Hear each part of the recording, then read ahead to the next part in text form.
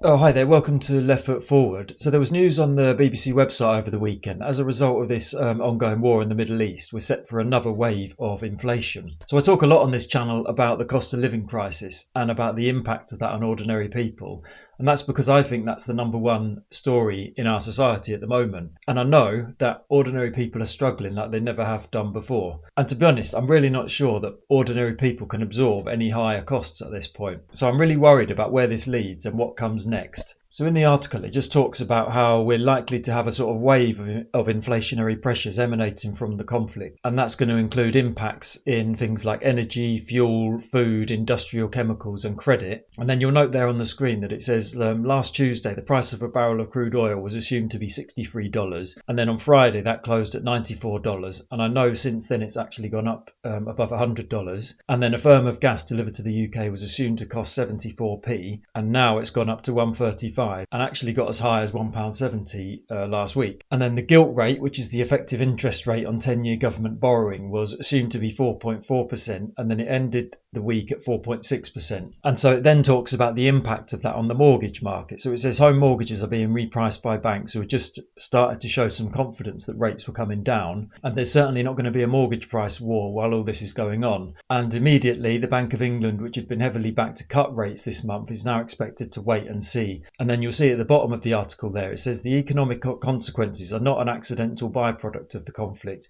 They are an intrinsic aspect of the war. And he says that this new wave of inflation from the Gulf will wash up on the shores of the rest of the globe, including here in the UK. And I put out a video last week commenting on a recent news story which noted that people were already feeling dismal about their finances in the UK. And I made the point there that we've had 5 years now of elevated levels of inflation, give or take. And so even with a tiny bit of respite in that inflation over recent months, it actually doesn't make any difference to ordinary people because firstly, higher prices are now sort of baked in. And secondly, because ordinary people spend a much higher proportion of their income on essential goods and services as compared to the wealthy. So if people are already feeling dismal about their finances, what is another round of inflation going to do to us exactly? So I wanted to think a little bit here about what can we do, if anything, to safeguard ourselves at this point. And I think as far as I can see, there really are very few good options at this point. However, I will make a few suggestions. I think number one, and this is something that Martin Lewis has already talked about, is try and get yourself on a fixed term energy tariff as soon as possible if you can. I was able to fix for a period of 18 months last week with British Gas. So I know there are a few companies out there still offering fixes. So have a look and try and get yourself on a fix at this point. I think number two, if you're anywhere close to retirement, make sure your pension is invested in some sort of safe, low risk option, i.e. not the stock market. Yeah, try and safeguard yourself against any kind of stock market crash at this point. Number three, if you're employed, consider joining a union with a view to engaging with your employer around a cost of living pay rise. I think that's really important at this point because businesses, they might just now be announcing their pay rises for next year, and it'd probably be important for them to take into account the likely impact of this war on the cost of living. And then number four, when it comes to food, you could perhaps see if you qualify for a Costco card and look to buy in bulk, or